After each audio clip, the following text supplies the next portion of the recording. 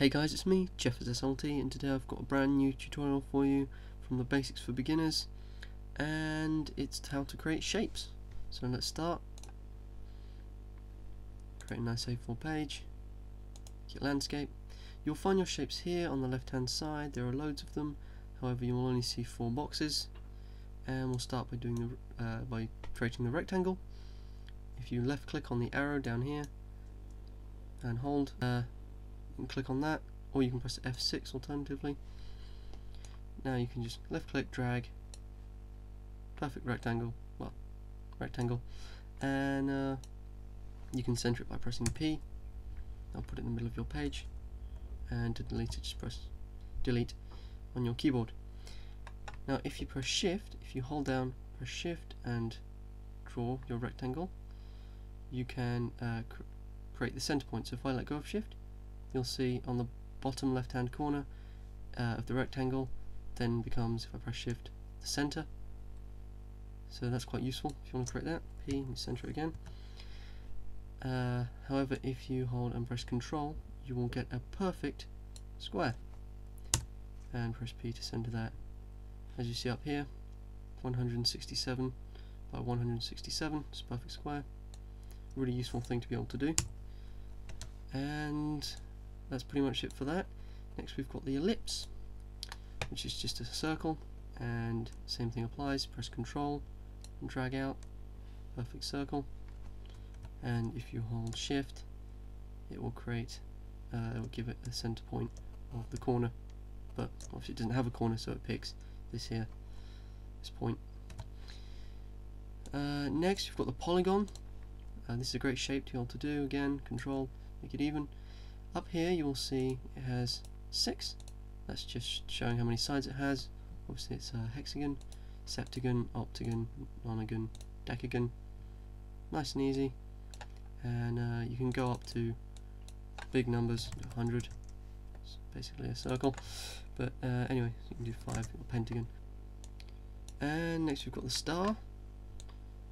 Again, sort of what you'd expect. Because I hold down control, it's perfect. Just a regular star, but up here we've also got a number of points, like that.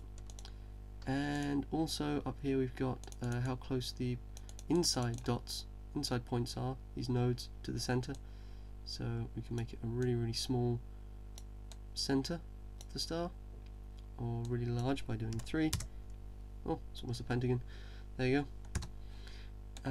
Next we've got the complex star, which is sort of a load of triangles. Together, as you can see, to make a really nice star. It looks a lot better than the actual star tool, but there we go. You can create the center as big or small as you want. That's quite a nice tool to be able to use. Next we've got basic shapes, arrow shapes, flowchart shapes, banner shapes, and callout shapes. These are lots of shapes in one. So you've got all of these shapes here. So if we first go to the basic shapes here, as you see on my mouse, it's got an ellipse, a triangle, and something else behind it. Because up here, this is perfect shapes. You've got all of these shapes you can select from. You've got trapeziums, and you've got things like a lightning bolt. So they're pretty cool. You can create all sorts of shapes with those. Arrow shapes, what you'd expect, lots of different types of arrows, including some kind of cool funky ones like that. They're pretty cool. And some flowchart shapes, regular things you'd find in sort of flowcharts. And they're very useful, the flowchart shapes, as well, for creating flowcharts. Of course, banners, some of these are pretty nice. You can create sort of nice banners and logos and sort of backgrounds and things with these. And you've got callout shapes, which is speech bubbles and things, and thought bubbles. And you'll see here there's a little red node. You can use that to move the bottom around so you can direct where it comes from. So that's pretty cool.